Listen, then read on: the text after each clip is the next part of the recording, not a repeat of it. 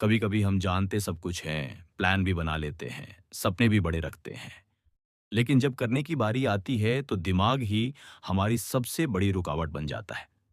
जरूरत छोटी सी होती है, बस एक कदम आगे बढ़ाने की, पर हम सोचते ही रह जाते हैं।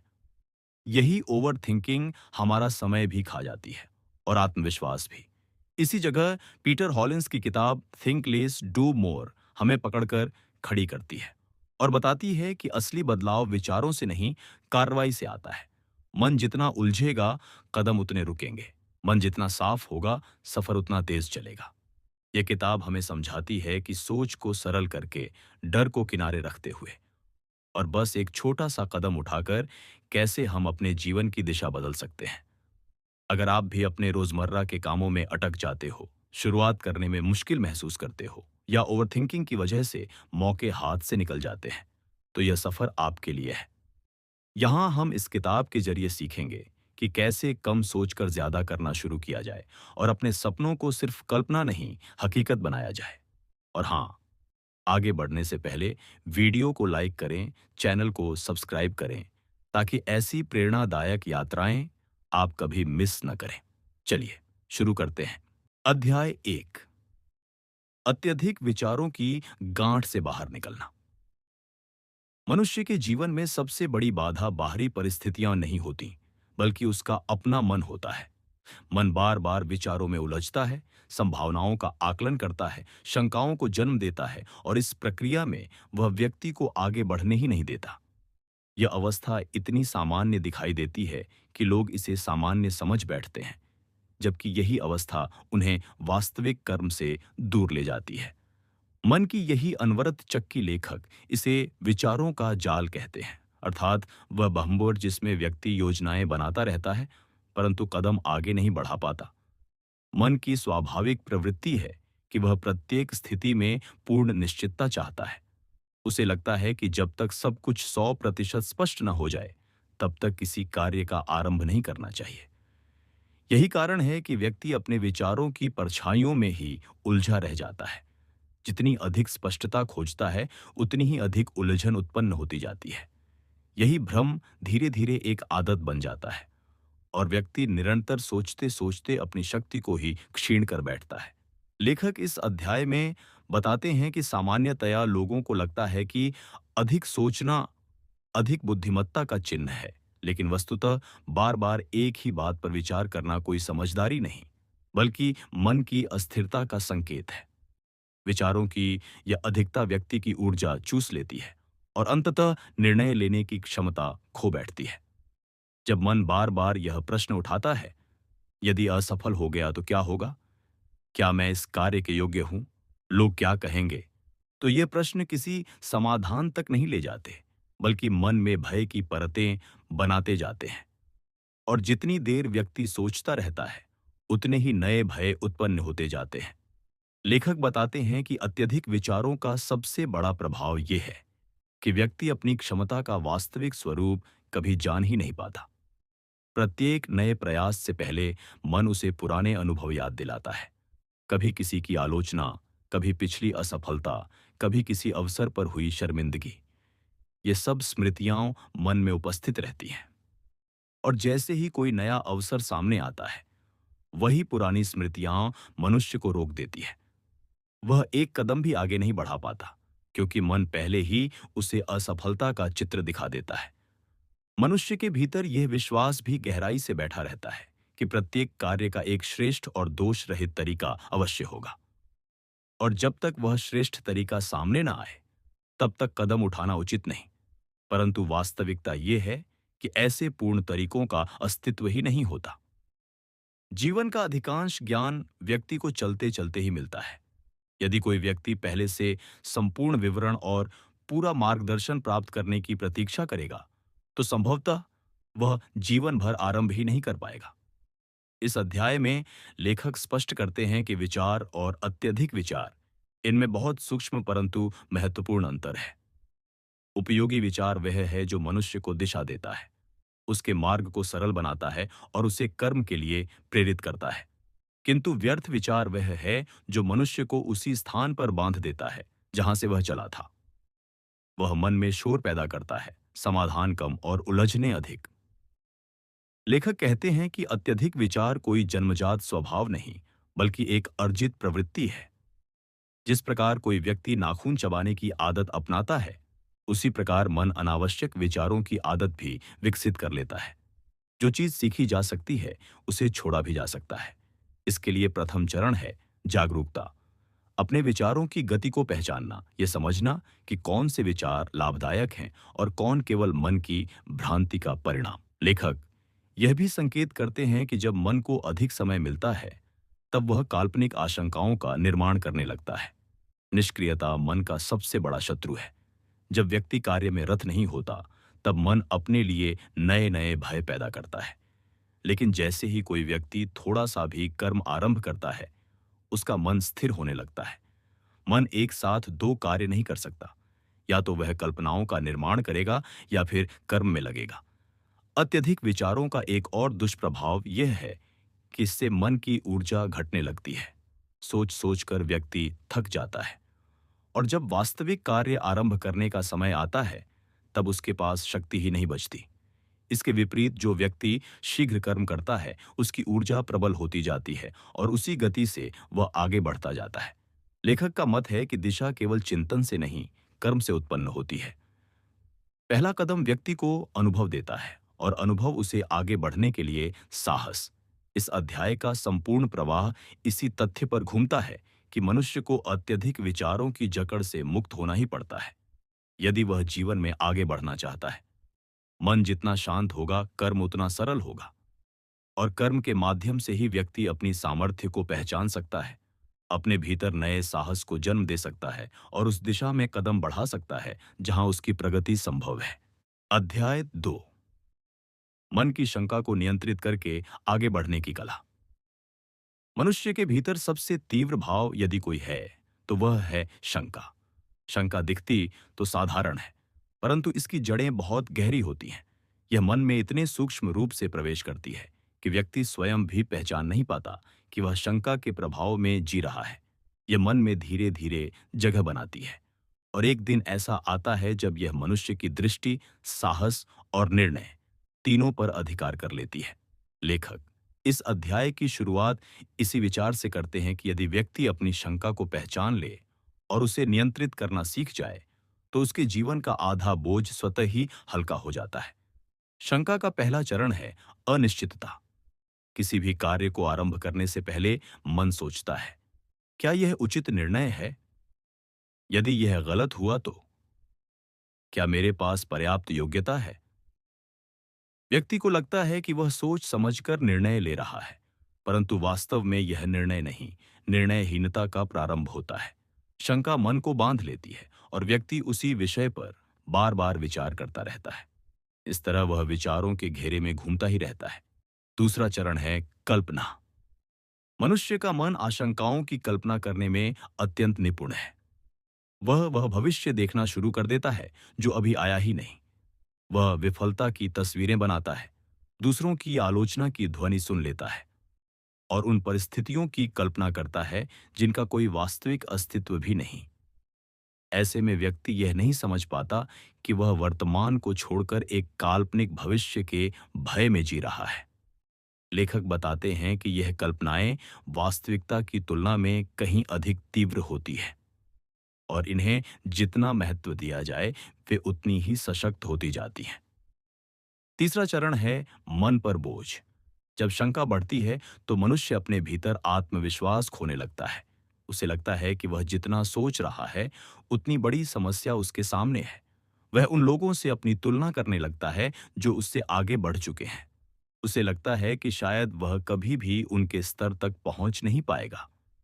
ये भावना धीरे धीरे व्यक्ति की ऊर्जा को क्षीण करती है। वह थक जाता है, खोया खोया रहता है और सरल कार्य भी कठिन प्रतीत होने लगते हैं। लेखक बताते हैं कि शंका का चौथा चरण सबसे हानिकारक है, थमता हुआ जीवन। जब मनुष्य कई दिनों, महीनों या वर्षों तक शंका में जीता है, तो वह धीरे धीरे अपने अवसर खो देता है। कई बार अवसर वापस नहीं आते। जो लक्ष्य वह प्राप्त कर सकता था, जो कौशल वह सीख सकता था, जो मार्ग वह चुन सकता था, सब उसकी आंखों के सामने से गुजर जाता है और वह कुछ कर नहीं पाता। मनुष्य समझता है कि वह सोच रहा है, पर वास्तविकता में वह केवल रुक रहा होता है। यही रुका हुआ जीवन व्यक्ति के भीतर पछतावे का बीज बो देता है। लेखक इस अध्याय में विस्तार से बताते हैं कि शंका को नियंत्रित करने के लिए पहले उसे पहचानना आवश्यक है। जब मन किसी विचार को बार बार दोहराने लगे, जब शरीर में बेचैनी महसूस होने लगे, जब आगे बढ़ने की जगह व्यक्ति पीछे हटने लगे, तब समझना चाहिए कि शंका मन पर अपना आधिपत्य जमा रही है। इसे पहचानना ही पहला कदम है, क्योंकि जिसे हम पहचानते हैं उसे हम नियंत्रित भी कर सकते हैं। शंका को नियंत्रित करने का दूसरा उपाय है उसे चुनौती देना। मन में उठने वाले प्रत्येक भ्रम, प्रत्येक कल्पना और प्रत्येक भय को प्रश्नों के माध्यम से कमजोर किया जा सकता है। व्यक्ति स्वयं से पूछे, क्या यह भय वास्तविक है या मेरे मन की कल्पना? क्या मैंने वास्तव में इसे परखा है? क्या मैंने कभी प्रयास किया? क्या यह विचार मुझे आगे ले जा रहा है या रोक रहा है?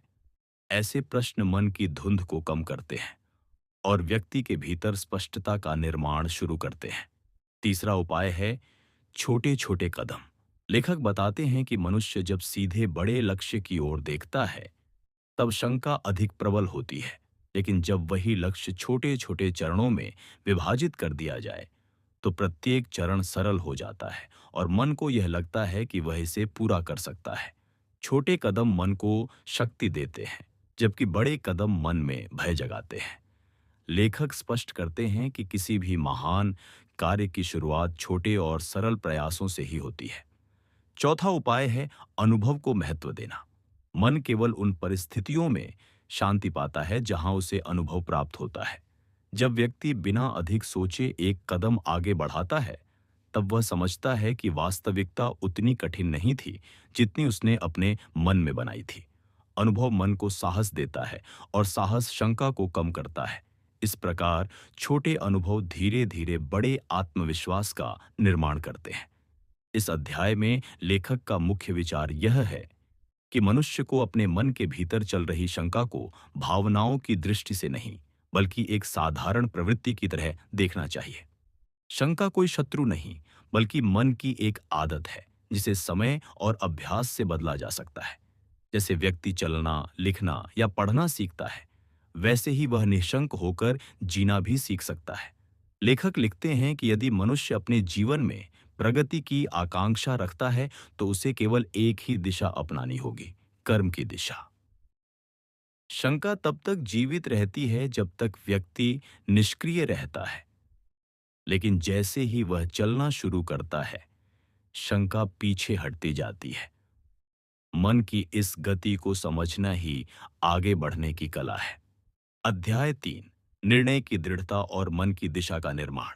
मानव जीवन का सबसे महत्वपूर्ण आधार यदि कोई है तो वह है निर्णय। निर्णय वह शक्ति है जो सामान्य व्यक्ति को असाधारण बना सकती है। निर्णय केवल यह नहीं कि क्या करना है, बल्कि यह भी कि कैसे और कब करना है। लेखक इस अध्याय की शुरुआत इसी विचार से करते हैं कि मनुष्य जितने भी संघर्षों से गुजरता है, उनमें से अधिकांश संघर्ष निर्णय न ले पाने के कारण उत्पन्न होते हैं। निर्णय में विलंब मन को अशक्त करता है और मनुष्य की वास्तविक क्षमता वहीं ठहर जाती है जहां उसका निर्णय अटक जाता है। लेखक बताते हैं कि निर्णय लेने में सबसे बड़ी बाधा यह होती है कि मनुष्य प्रत्येक विकल्प का संपूर्ण परिणाम पहले से जानना चाहता है। वह सोचता है कि यदि वह यह मार्ग चुनेगा तो क्या होगा, और यदि दूसरा चुनेगा तो क्या होगा। ऐसे में वह एक मार्ग चुनने के बजाय दोनों मार्गों की कल्पनाओं में खो जाता है। मन में उठती यह दुविधा धीरे धीरे व्यक्ति की शक्ति को क्षीण कर देती है। वह सोचता है कि वह विचार कर रहा है, परंतु असल में वह समय खो रहा होता है। निर्णय की यह अनिश्चितता व्यक्ति को आगे बढ़ने से रोक देती है। निर्णय की दृढ़ता का पहला चरण है यह स्वीकार करना कि कोई भी निर्णय पूर्णतः सुरक्षित नहीं होता। प्रत्येक मार्ग अपने साथ कुछ अनिश्चितताएं अवश्य लेकर आता है। लेखक स्पष्ट लिखते हैं कि वह व्यक्ति कभी आगे नहीं बढ़ पाता जो पहले से सभी उत्तर खोजने में लगा रहता है। जीवन में बहुत सी बातें आगे बढ़ने पर ही स्पष्ट होती हैं। यदि कोई व्यक्ति आरंभ से ही संपूर्ण ज्ञान की प्रतीक्षा करेगा तो वह अवसरों को हाथ से निकलता हुआ ही देखता रहेगा। निर्णय की दृढ़ता का दूसरा चरण है अपने उद्देश्य को पहचानना। जब व्यक्ति यह जान लेता है कि वह किस दिशा में जाना चाहता है, तब मन की दुविधा कम हो जाती है। उद्देश्य एक ज्योति की तरह होता है जो मार्ग को आलोकित करता है। लेखक बताते हैं कि जब उद्देश्य स्पष्ट होता है, तब विकल्प चाहे कितने भी हों, मन उनकी तुलना में उलझता नहीं। परंतु जब उद्देश्य अस्पष्ट हो, तब सबसे सरल कार्य भी कठिन दिखाई देता है। लेखक कहते हैं कि निर्णय लेने के लिए मनुष्य को अपने भीतर विश्वास उत्पन्न करना होता है। विश्वास कोई बाहरी वस्तु नहीं, यह मन की वह स्थिति है जिसमें व्यक्ति अपने प्रयासों की संभावनाओं को स्वीकार करता है। विश्वास का अर्थ यह नहीं कि असफलता संभव नहीं। विश्वास का अर्थ केवल इतना है कि यदि मैं चला, तो मार्ग अपने आप आकार लेगा। मन में जब यह भावना जागृत होती है, तभी निर्णय में दृढ़ता आ सकती है। इस अध्याय में लेखक एक और महत्वपूर्ण बात बताते हैं। निर्णय केवल विचारों से नहीं, बल्कि क्रमबद्ध कार्यों से बनते हैं। यदि कोई व्यक्ति केवल सोच कर ही निर्णय लेता है, तो वह निर्णय समय के साथ कमजोर हो सकता है। परंतु जब वही निर्णय कार्य के माध्यम से रूप लेता है, तो वह धीरे धीरे एक दृढ़ संकल्प में बदल जाता है। मनुष्य का मन उसी दिशा में स्थिर होता है जिस दिशा में उसके कर्म जाते हैं। इसलिए लेखक कहते हैं कि निर्णय की वास्तविक दृढ़ता कर्म से आती है, विचारों से नहीं। लेखक यह भी समझाते हैं कि निर्णय लेने में विलंब क्यों होता है। इसका सबसे प्रमुख कारण तुलना है। मनुष्य दूसरों की उपलब्धियों को देखता है और फिर अपने निर्णय का मूल्यांकन करता है। उसे लगता है कि यदि वह किसी विशेष क्षेत्र में कदम रखेगा, तो उसे भी वैसी ही सफलता मिलनी चाहिए। लेकिन तुलना हमेशा मन को भ्रमित करती है, क्योंकि प्रत्येक व्यक्ति की परिस्थितियां, गुण, अवसर और गति अलग होती है। तुलना के आधार पर निर्णय लेना हमेशा मनुष्य को पीछे ही धकेलता है। अध्याय में बताया गया है कि निर्णय की दृढ़ता तब उत्पन्न होती है जब व्यक्ति अपने भीतर यह समझ विकसित करता है कि गलत निर्णय लेना भी कोई अपराध नहीं। यदि कोई निर्णय गलत हो, तो उससे अनुभव मिलता है। अनुभव वह गुरु है जो किसी भी शिक्षा से अधिक गहरा ज्ञान देता है। अनुभव के आधार पर लिया गया अगला निर्णय अधिक सार्थक होता है। इस प्रकार गलत निर्णय भी व्यक्ति की प्रगति में बाधा नहीं, बल्कि मार्ग दिखाने का साधन होते हैं। लेखक लिखते हैं कि निर्णय लेने का सबसे सरल उपाय है वर्तमान क्षण में लौटना। मनुष्य की आधी समस्याएं इसलिए नहीं होती कि कार्य कठिन है, बल्कि इसलिए होती हैं क्योंकि वह भविष्य की कल्पनाओं में उलझा रहता है। यदि वही व्यक्ति एक क्षण के लिए अपनी कल्पनाओं को छोड़कर वर्तमान पर ध्यान केंद्रित करे, तो उसकी दृष्टि साफ हो जाती है। वर्तमान में रहकर लिया गया निर्णय अधिक स्थिर और स्पष्ट होता है। लेखक इस बात पर भी जोर देते हैं कि निर्णय की दृढ़ता का संबंध केवल कार्यों से नहीं, बल्कि भावनाओं से भी होता है।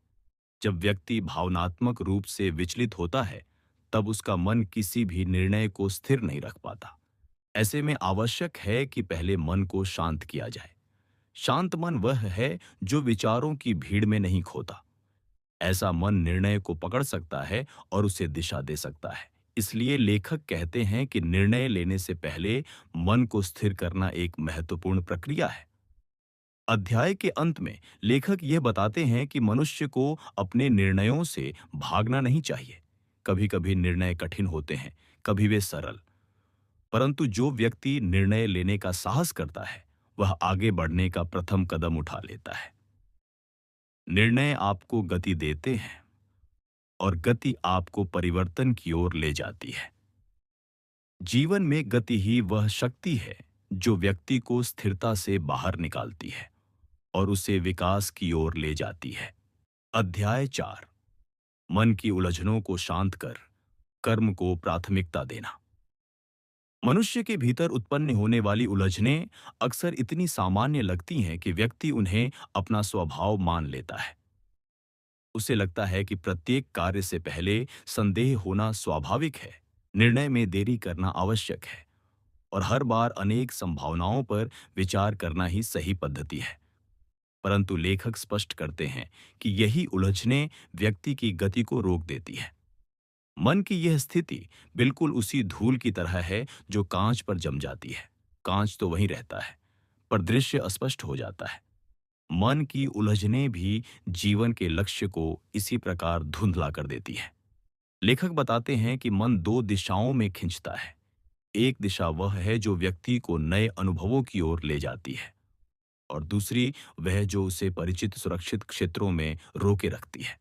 मन की उलझने हमेशा दूसरी दिशा को चुनती है, क्योंकि मन को परिवर्तन से भय लगता है। परिवर्तन का अर्थ है अनिश्चितता, और अनिश्चितता मन को अस्थिर कर देती है। इसीलिए व्यक्ति अक्सर वही चुनता है जो उसे झांत है, भले ही वह उसे आगे न बढ़ा रहा हो। मन की उलझनों का पहला कारण है अपेक्षाएं। मनुष्य अपेक्षाओं का बोझ अपने ऊपर लेकर चलता है। परिवार की अपेक्षा, समाज की अपेक्षा, अपनी ही बनाई हुई अपेक्षा। ये अपेक्षाएं मन में भय उत्पन्न करती हैं कि यदि वह कार्य सफल न हुआ तो लोग क्या कहेंगे। यही विचार धीरे धीरे मन को पकड़े रहता है और किसी भी नए कार्य को आरंभ करने में बाधा डालता है। लेखक कहते हैं कि जब तक व्यक्ति दूसरों की दृष्टि से बाहर नहीं निकलता, तब तक वह अपने वास्तविक जीवन की ओर नहीं बढ़ सकता। मन की उलझनों का दूसरा कारण है अतीत। मनुष्य जितना वर्तमान में रहता है, उसे कहीं अधिक अतीत में जीता है। कोई पुरानी असफलता, कोई कटु अनुभव, कोई कही गई कठोर बात, ये सब घटनाएं मन में जकड़ बनाकर बैठ जाती हैं। जैसे ही व्यक्ति कोई नया काम करने की सोचता है, ये पुरानी बातें उसके सामने ऐसे उभर आती हैं मानो वे अभी अभी घटी हों। यही स्मृतियां उसकी गति को रोकती हैं। लेखक इस बात पर जोर देते हैं कि अतीत केवल एक स्मृति है, और स्मृति को वर्तमान पर शासन नहीं करना चाहिए। तीसरा कारण है मन का भ्रमित स्वभाव। मन में विचारों की भीड़ लगती है। एक विचार दूसरे को धक्का देता है, दूसरा तीसरे को, और इस क्रम में मन दिशा खो देता है। व्यक्ति जितना सोचता है उतना ही उलझता जाता है। लेखक कहते हैं कि विचारों की अधिकता ज्ञान की नहीं, बल्कि अस्थिरता की निशानी है। जब मन में बहुत अधिक शोर होता है, तब कोई भी निर्णय स्पष्ट नहीं रह जाता। उलझने मन में धुंध का निर्माण करती है, जो किसी भी मार्ग को स्पष्ट दिखाई नहीं देती। इन उलझनों से मुक्त होने के लिए लेखक कई उपाय बताते हैं।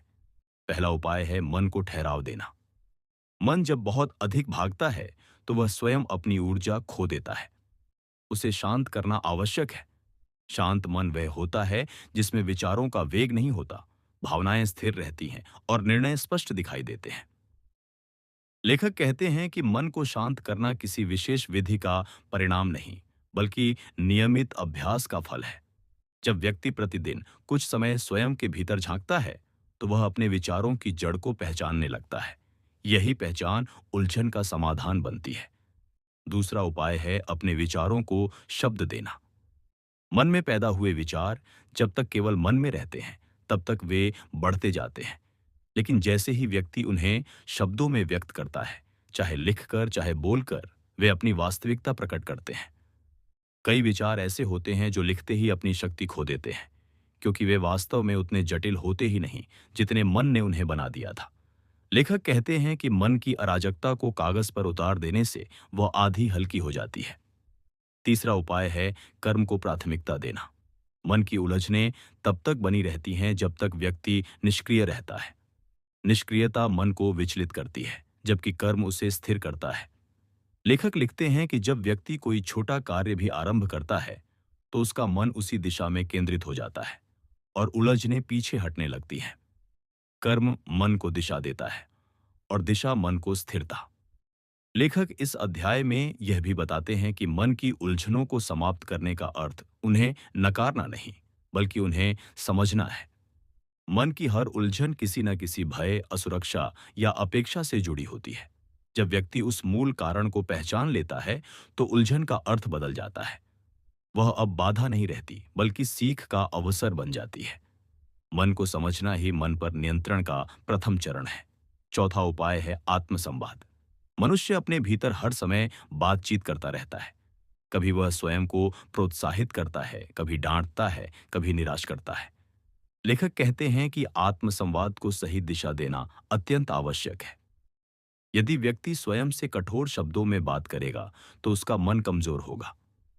लेकिन यदि वह स्वयं को शांत, सरल और दृढ़ शब्दों में संबोधित करेगा तो उसका मन स्थिर होगा और उलझनें धीरे धीरे कम होंगी। अध्याय 5।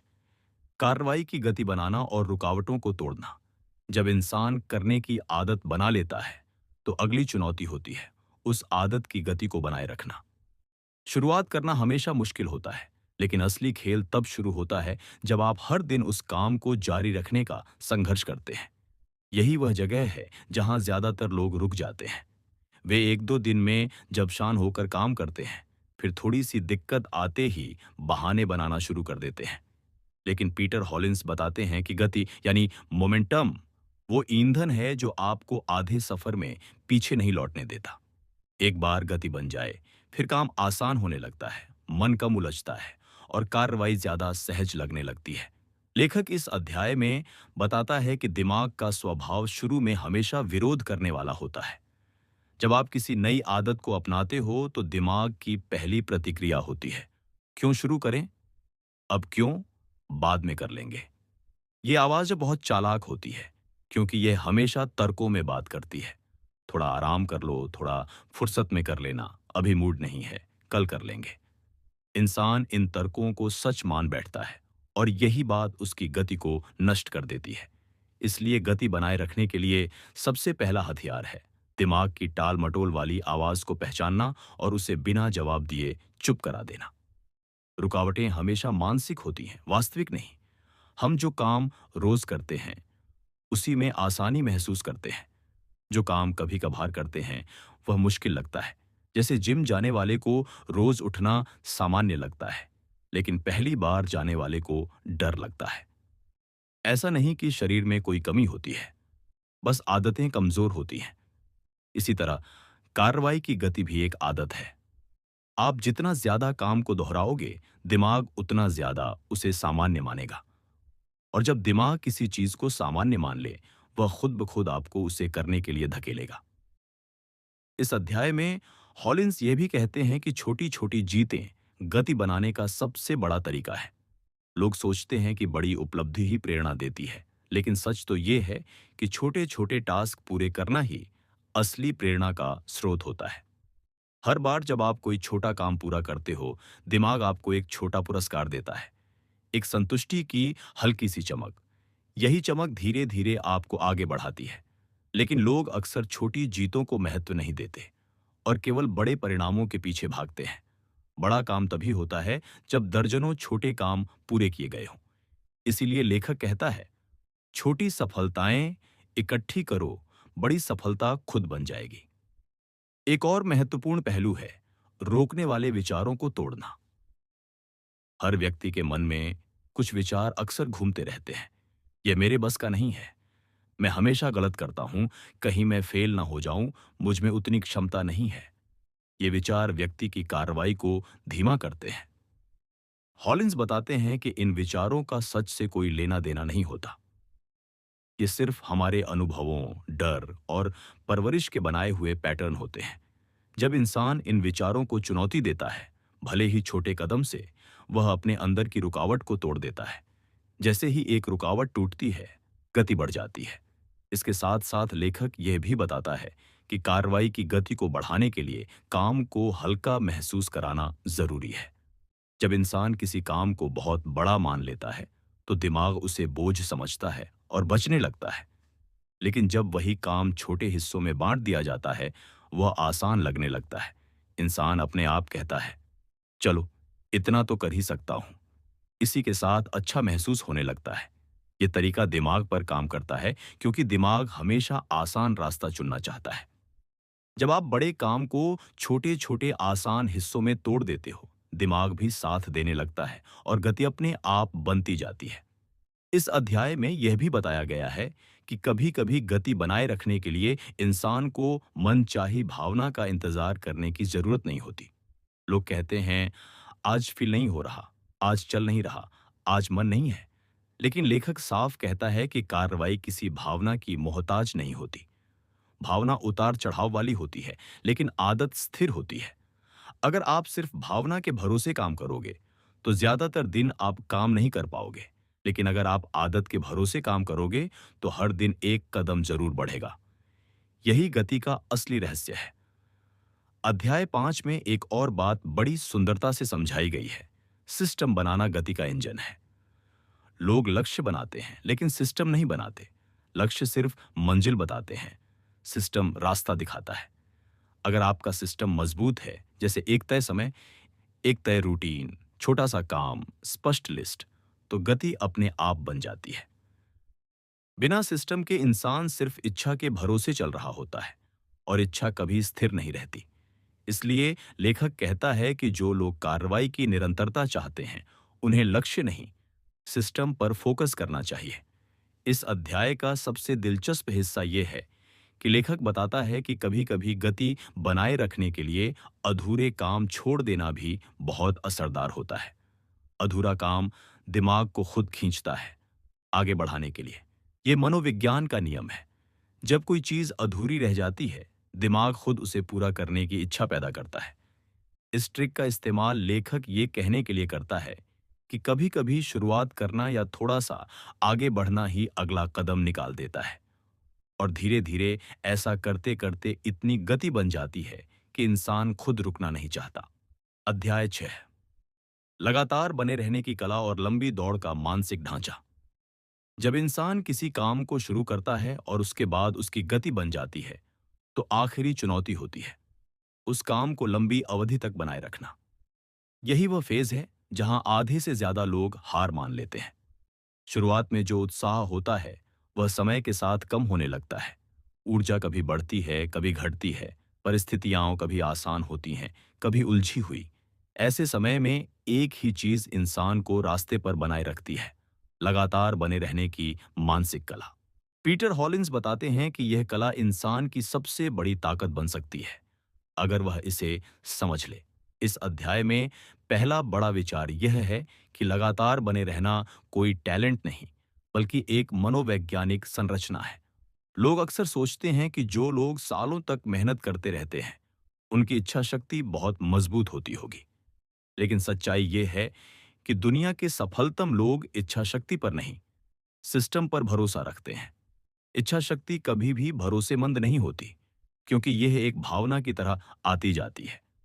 लेकिन सिस्टम हमेशा साथ रहता है, चाहे आपका मूड अच्छा हो या खराब। यही वजह है कि निरंतरता का रहस्य इच्छा शक्ति नहीं, बल्कि दिनचर्या और फैसलों का ढांचा है। इस अध्याय में हॉलिंस बताते हैं कि इंसान का मन तुरंत परिणाम देखना चाहता है। यह मन की एक प्राकृतिक इच्छा है, लेकिन बड़े काम हमेशा लंबे समय में पूरा होते हैं। यही टकराव निरंतरता को तोड़ देता है। जब इंसान देखता है कि उसकी मेहनत का फल तुरंत दिखाई नहीं दे रहा है, तो वह अपनी मेहनत पर शक करने लगता है। ये शक धीरे धीरे निराशा में बदलता है, और निराशा काम छोड़ने का बहाना बन जाती है।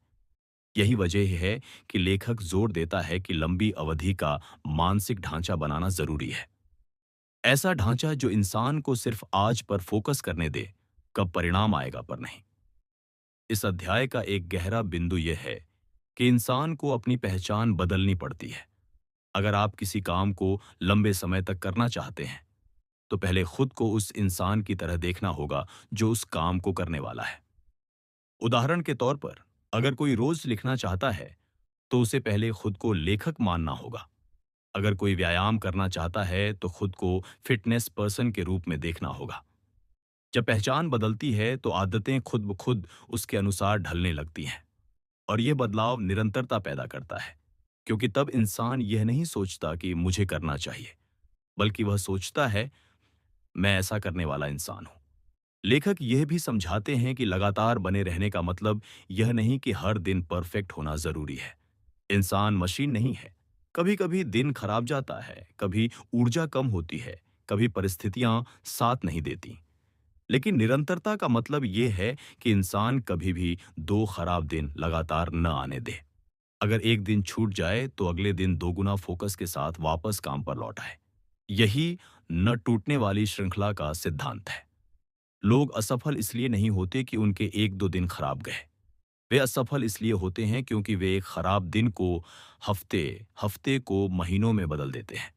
इस अध्याय में एक और खूबसूरत विचार है। अपनी प्रगति को रिकॉर्ड करना। इंसान जब आगे बढ़ता है तो उसका दिमाग पीछे छूटे हुए कामों को भूल जाता है और सिर्फ बाकी बचे हुए कामों पर ध्यान देता है। इससे इंसान को लगता है कि वह अभी कुछ नहीं कर पाया है। लेकिन जब इंसान अपने किए गए कामों को लिखना शुरू करता है, चाहे वह छोटे हों या बड़े, तो उसे एहसास होता है कि वह लगातार आगे बढ़ रहा है। यही एहसास उसे रोज काम पर लौटने की प्रेरणा देता है। प्रगति को लिखना एक आईने की तरह काम करता है। यह इंसान को दिखाता है कि वह किस दिशा में और कितनी दूर तक आ चुका है। इस अध्याय में यह भी बताया गया है कि निरंतरता बनाए रखने के लिए इंसान को ऊर्जा प्रबंधन सीखना पड़ता है। ऊर्जा सीमित होती है और हर काम के पीछे ऊर्जा खर्च होती है। अगर इंसान यह नहीं समझता कि उसकी ऊर्जा कहाँ खर्च हो रही है, तो वह जल्दी थक कर बैठ जाएगा। इसलिए हॉलिंस कहते हैं कि हर इंसान को अपनी दिनचर्या इस तरह बनानी चाहिए कि सबसे महत्वपूर्ण काम दिन की सबसे अच्छी ऊर्जा में किए जाए। छोटे काम उस समय किए जाए जब दिमाग हल्का महसूस कर रहा हो। ऊर्जा के अनुसार काम बांटना इंसान को थकने से बचाता है और उसकी निरंतरता को मजबूत करता है। आखिरी बात जो यह अध्याय समझाता है वह यह है कि लंबी अवधि के रास्ते पर चलते हुए हिचकिचाहट के क्षण बार बार आएंगे। कभी लगेगा कि आगे बढ़ना मुश्किल है, कभी लगेगा कि यह रास्ता सही भी है या नहीं, कभी लगेगा कि कोशिश बेकार जा रही है। लेकिन लेखक कहता है कि ये क्षण इंसान की प्रगति का हिस्सा है, कोई रुकावट नहीं। जब इंसान इन क्षणों को स्वीकार कर लेता है तो वह उनसे लड़ना छोड़ देता है। लड़ाई छोड़ते ही मन हल्का होने लगता है और इंसान फिर से काम में लौट आता है। दोस्तों, जब इंसान कम सोचने और ज्यादा करने की आदत बना लेता है तो धीरे धीरे उसकी पूरी दिशा बदलने लगती है। कदम छोटे हों या बड़े, वे मन को मजबूत करते हैं और जीवन को आगे बढ़ाते हैं। यही सबसे बड़ी खूबसूरती है। आप जिस दिन कार्रवाई शुरू करते हो, उसी दिन से आपके भीतर बदलाव पैदा होने लगता है। यही कदम कल को बेहतर बनाते हैं और आपको उस इंसान के करीब ले जाते हैं जिसकी कल्पना आपने की है। अब आपकी बारी है। आज कोई एक छोटा सा कदम उठाओ, चाहे जितना भी सरल क्यों ना हो। शुरुआत ही आपकी सबसे बड़ी जीत है। और हाँ, अगर ये वीडियो आपको पसंद आया हो तो लाइक, शेयर और सब्सक्राइब करना बिल्कुल मत भूलना। आपका समर्थन ही हमें अगली प्रेरणादायक यात्रा लिखने की ऊर्जा देता है।